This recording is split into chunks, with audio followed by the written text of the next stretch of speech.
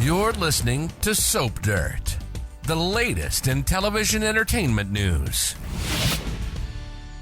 Hey, Days of Our Lives fans, I've got your weekly prediction edition. We're going to talk about EJ bragging and Cat running away. It's Belinda from Soap Dirt, and I've got predictions for EJ, Johnny, and Chanel, for Rolf and Mark, for Aaron and Ariana, for Chad and Thomas, and also for Cat and Chad.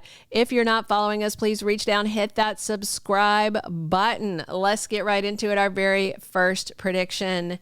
EJ tells Johnny and Chanel that he's the one that got them that baby. Monday Days spoilers have Leo, Javi, Ari, and Rafe sad to see little Tesoro go, but they are happy he has loving adoptive parents, and Johnny and Chanel get the news that they were approved to adopt him. Wednesday, it's official. Belle tells Johnny and Chanel it's a done deal. They are Tesoro's parents. Also this week, Johnny and Chanel host a little baby party with Marlena and Paulina at their place, along with some others.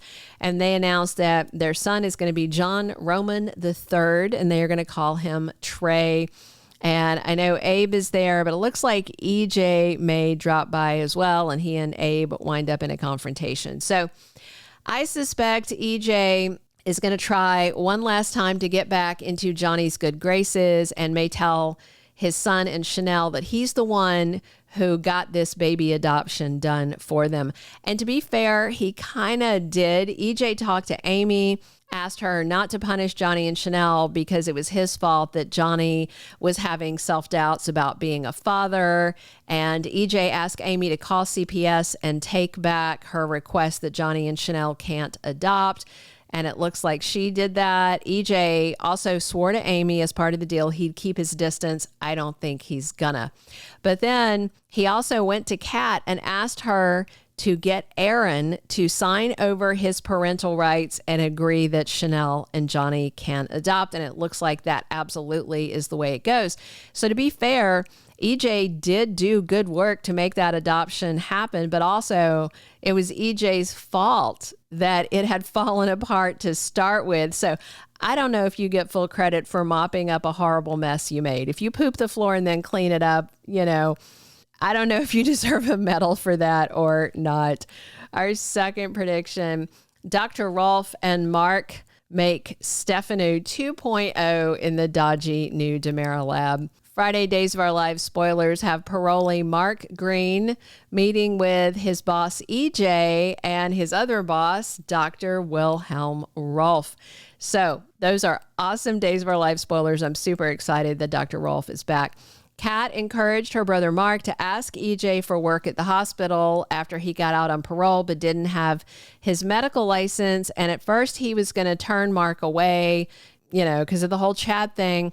But then when EJ heard that Mark loves doing research and has extensive lab experience, okay, EJ hired him, but said he had to sign an NDA.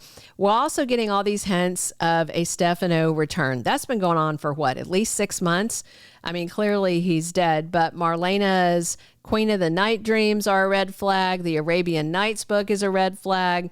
Susan swore she felt Stefano's presence in the mansion, red flag, and she has been sensing something off about Marlena, who keeps having all these symptoms. So many red flags. So it definitely sounds like we might get a new Stefano, and it could be a deal like when they turn Patch into him with a brain implant. So with Dr. Rolf back to Days of Our Lives and working with Mark, maybe they're going to create a new Stefano in their sketchy new lab. This may also tie into Tony's disappearance and reappearance from the cruise, which was very suspect. I do wonder if Mark has ever heard of Dr. Rolf's work before. He may be actually familiar with the guy. We'll find out, but Mark is desperate for a job, and I wonder if he would willingly help Rolf create a new DiMera menace. Our third prediction, Aaron is crushing on Ariana. Monday Days of Our Lives spoilers have Cat being there for Aaron when he signs his rights away. And then on Tuesday, Aaron is comforting Ariana. And Wednesday, Gabby, Ari, Javi, and Leo are tearful but happy for Tesoro, whose name is now Trey. And Gabby is teasing Ari, and it might be about a boy. So both Aaron and Ari are in a kind of a sad and tough spot this week. It's bittersweet because of the same issue. Ariana has been helping raise Aaron's son, but he had no idea that he was the father of Sophia's baby. Ariana and her family are all really attached to the kid. And Aaron has been dealt this 1-2 punch. It's like, oh, you're the baby daddy. Here, sign your rights away. So Ari is sad that Tesoro is leaving the Hernandez family. Aaron is just messed up emotionally about all of this. So it could be that Aaron and Ari are bonding over them both losing Tesoro, and maybe it grows from there.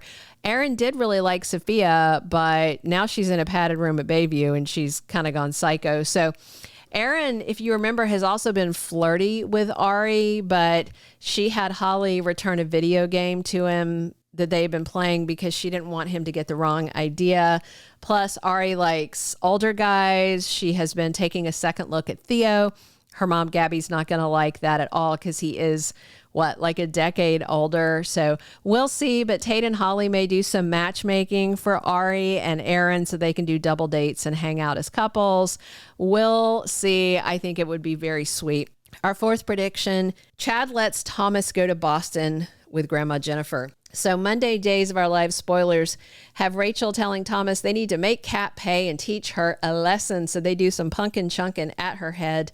Tuesday spoilers have Chad mad at Thomas over the pumpkin stunt. And Friday spoilers have Thomas and Jennifer misreading Chad comforting Cat. So this week, we've got Chad getting mad at Thomas for aiming at Cat, and Thomas snaps and screams at Chad that all he cares about is Cat, and then Thomas runs off angry. He's in danger. There's car tires screeching. So it's a scary, scary moment. And in the end, Thomas is going to flip out on Chad again. And I do know that he said as long as Cat's in town, he doesn't want to be. So Thomas may say he wants to go with his grandparents back to Boston. And after the incident with Thomas running into traffic, maybe Chad agrees with Jennifer, okay, I'm going to let Thomas go with you and just give him kind of a cooling off period. We know that Christopher Cary wrapped shooting as Thomas DiMera, and his replacement doesn't have their first air date until April 2026. So I do expect to see Thomas go off screen for a while, and it may be with his grandparents. Our fifth and final prediction, Cat vows to stay away from Chad. So on Monday, Cat accidentally crashes into Chad's arms when the pumpkin goes flying. And then on Friday, Cat gets comfort from Chad, and, Thomas and Jennifer misread that. So Cat knows how much Chad's son means to him, and Thomas nearly getting run over is a wake-up call. Cat's basically raised her siblings, Felicity and Aaron, so she knows about parenting, and Cat's going to see Chad's main priority has to be the kids, so I think she's going to vow to just turn the other way if she sees Chad walking in the same direction. Salem is a small town, but she can actively avoid him, and I do think she is going to do that. Plus, EJ and Cat are vibing. They were bonding over both reading Wuthering Heights, and the 60th anniversary photo shoot has Cat featured with Chad and EJ. So I think Cat will try her best to stay away from Chad and maybe use EJ as a distraction. But in the end, I don't think Cat and Chad can stay away from each other long term. We'll see. Thank you for being a loyal listener. Follow us wherever you get your podcast, because you don't want to miss the next episode. Soap Dirt is on all the major podcast platforms, including Apple Podcast, Spotify, iHeartRadio, and more.